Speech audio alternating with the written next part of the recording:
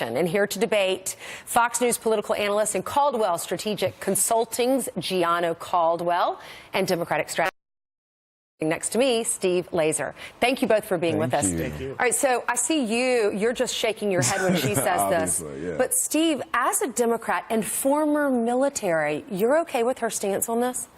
I am.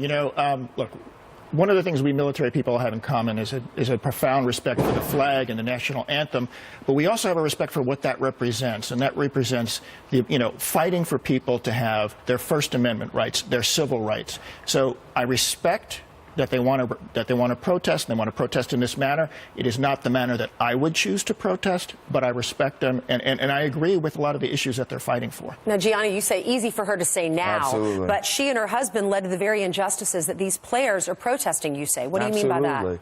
Hillary Rodham Clinton is responsible for advocating modern-day slavery. I'll tell you why. The 94 crime bill, which many have mentioned that led to the over-criminalization of African Americans. We're talking about mass incarceration. There'd be 2.3 million people in the criminal justice system right now. 1 million of them are black.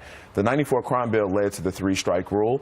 It also took money funding for training and education out of the prison system, which led to a recidivism rate of 75% after 5 years.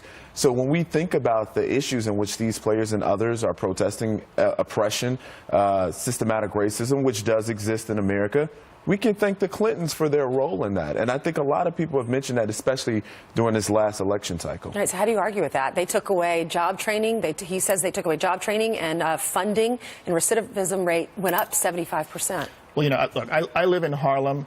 And what Gianno says is one of the one or two things that I hear from the African-American community when they criticize the Clintons. In general, they're in favor of them, but there's no question that was definitely an issue. What I would say is that doesn't affect an individual police officer, how they treat an African-American on the street.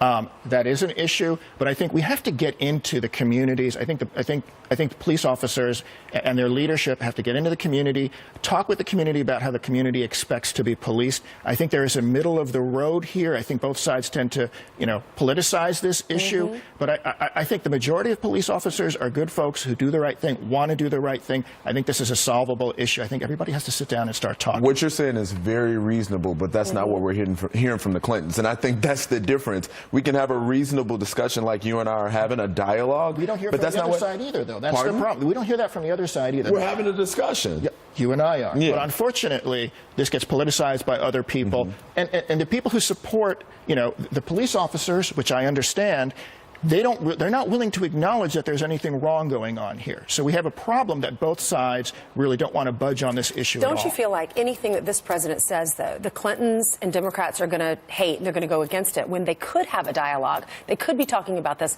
and maybe it shouldn't be done during the national anthem. I got to tell you, it's not just Democrats. You have several Republicans now, several elected Republicans in the Senate who have publicly broken with Donald Trump. Flake, McCain, Collins, we can keep going on, and that number seems to be growing. So before Trump and his supporters address Democrats, they need to address their own party. But here's the issue, though, and the reason why the Democrats lost so badly is because everything was anti-Trump. There was no message, and there continues to be no message on how you're going to help the American people. So where there's an entryway, which we see for them to jump in and say, well, Trump is wrong, and that's what they do. That's where it's become problematic. It's nothing about the American people and how we're going to help our country move forward. Right. It's about how can we hate Donald Trump or find something to hang on to what he said to make him look bad. And, I'll be honest, President Trump has said some things that makes himself look bad. However, we see the Democratic Party coalescing around the American people and the hardworking people in America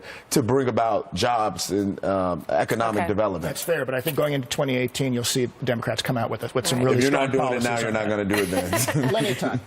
Gianno, Steve, thanks.